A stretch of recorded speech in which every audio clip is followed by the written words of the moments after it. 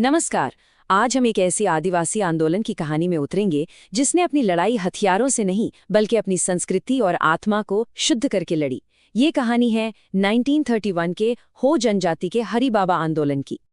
जरा सोचिए, जब किसी की पूरी दुनिया ही उजड़ रही हो, उसकी संस्कृति, उसकी पहचान, सब कुछ खत्म हो रहा हो, तो वो उसका सामना कैसे करे? ठीक यही सवाल 1931 में हो जनजाति के सामने खड़ा था। देखिए, इतिहास में आदिवासी विद्रोह का मतलब अक्सर हथियारबंद लड़ाई होती थी, बाहरी ताकतों से सीधी टक्कर। पर हरि बाबा आंदोलन का रास्ता वो बिल्कुल अलग था। ये बाहर लड़ने के बजाय अंदर से खुद को सुधारने और मजबूत बनाने पर टिका था। चलिए इसे और गहराई से समझते हैं। तो सबसे पहले उस माहौल को समझना जरूरी है जिसने इस आंदोलन को जन्म दिया। ये हो जनजाति के लिए एक बहुत बड़ा संकट का दौर था। उनकी पूरी की पूरी संस्कृति ही खतरे में थी। बाहर से दबाव बहुत ज्यादा थे। एक तरफ अंग्रेजों का दखल बढ़ता जा रहा था, दूसरी तरफ दिक्कू यानी बाहरी लोग उनका हर तरह से शोषण कर रहे थे। उनकी जमीनें छीनी जा रही थीं, उनसे खदानों में जबरदस्ती मजदूरी करवाई जा रही थी। मतलब अपनी ही जमीन पर उनकी पहचान मिटाई जा रही। पर खतरा सिर्फ बाहर से नहीं था, समाज अंदर से भी खोखला हो रहा था। उनका अपना पारंपरिक सरना धर्म कमजोर पड़ रहा था। ईसाई मिशनरियों का प्रभाव बढ़ रहा था। लोग अपने त्योहारों को भूल रहे थे और शराब की लत एक बहुत बड़ी सामाजिक समस्या बनती जा रही थी। और इसका नतीजा क्या हुआ? हो समाज सामाजिक और आध्यात्मिक दोनों ही तरीकों से बिखर चुका था, और उनके पास कोई ऐसा मजबूत लीडर नहीं था जो सबको एक साथ लेकर इस संकट से बाहर निकाल पाता। और बस इसी खालीपन को भरने के लिए एक नए तरह के लीडर का उदय हुआ, हरि बाबा। तो कौन थे ये हरि बाबा? इनका असली नाम था दूका हो। वो एक बहुत ही करिश्माई सुधारक थे, अपने सरना धर्म के एक बड़े उपदेशक और एक ऐसे लीडर जो हिंसा में विश्वास नहीं करते थे। उनका मिशन सीधा था, लोगों में नैतिक अनुशासन जगाना और अपनी संस्कृति को फिर से जिंदा करना। अब आते हैं इस आंदोलन के सबसे अनोखे आइडिया पर, शुद्धिकरण के जरिए प्रतिरोध। ये तरीका अपने आप में बिल्कुल नया था। तो ये शुद्धिकरण आंदोलन था क्या? इसका मतलब था अपनी धार्मिक, सामाजिक और सांस्कृतिक पहचान को फिर से जगाना, ताकि बाहरी खतरों से लड़ने के लिए अंदरूनी ताकत पैदा की जा सके। इस शुद्धिकरण के 3 मेन पिलर्स थे। पहला, धर्म को शुद्ध करना, मतलब अपनी सरना परंपराओं और देवता सिंह बोंगा की पूजा की तरफ लौटना। दूसरा, सामाजिक जीवन को शुद्ध करना, यानी शराब छोड़ना और समुदाय में एकता वापस लाना।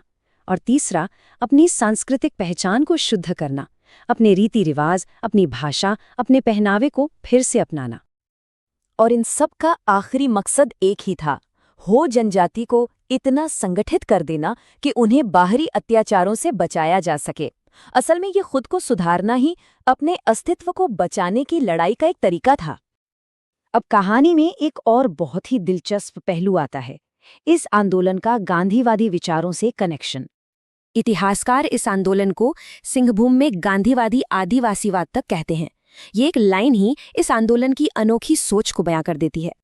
हरि बाबा ने गांधी जी के कई विचारों को अपने आंदोलन का हिस्सा बनाया, जैसे कि अहिंसा, सत्य और नैतिक अनुशासन, सादा जीवन, स्वराज यानी अपना राज, और जो शोषण करते हैं उनका बहिष्कार करना। उन्होंने सिखाया कि अंदरूनी ताकत और एकता हिंसा से कहीं ज्यादा शक्तिशाली होती है। और ये स्लाइड दोनों तरीकों के बीच का फर्क बिल्कुल साफ कर देती है। एक तरफ थे कोल जैसे विद्रोह, जहां हथियार और हिंसा का इस्तेमाल हुआ, और दूसरी तरफ था हरि बाबा आंदोलन, जिसके हथियार थे एकता और नैतिक बल। यहाँ रणनीति सीधी टक्कर की नहीं बल्कि असहयोग की थी। तो इस आंदोलन का असर क्या हुआ? इसकी विरासत शुद्धिकरण से शुरू होकर राजनीतिक शक्ति तक पहुंची। इस आंदोलन ने बिना किसी खून खराबे के अपनी संस्कृति को फिर से जिंदा किया, अपनी एकता को मजबूत किया और शोषण का डटकर सामना किया। ये अपने आप में एक बहुत बड़ी कामयाबी थी, और इसका असर बहुत दूर तक गया। देखिए, 1931 में जो सांस्कृतिक और आध्यात्मिक चेतना जगी, उसी एकता ने 1938 में आदिवासी महासभा के गठन में एक बड़ी भूमिका निभाई, और आज़ादी के बाद इसी की विरासत ने झारखंड पार्टी और आज के सरना पहचान से जुड़े आंदोलनों को भी प्रेरणा दी।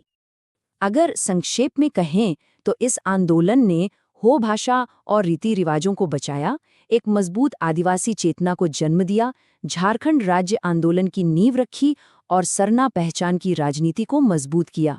इसने उस पूरे इलाके में अहिंसक आदिवासी प्रतिरोध की एक नई राह खोल दी। तो आखिर में एक सवाल ये उठता है कि प्रतिरोध का सबसे शुद्ध और शक्तिशाली रूप वो है जो बाहर नहीं बल्कि हमारे अंदर से शुरू होता है। हरिबाबा आंदोलन का इतिहास हमें इसी सवाल पर सोचने के लिए मजबूर करता है।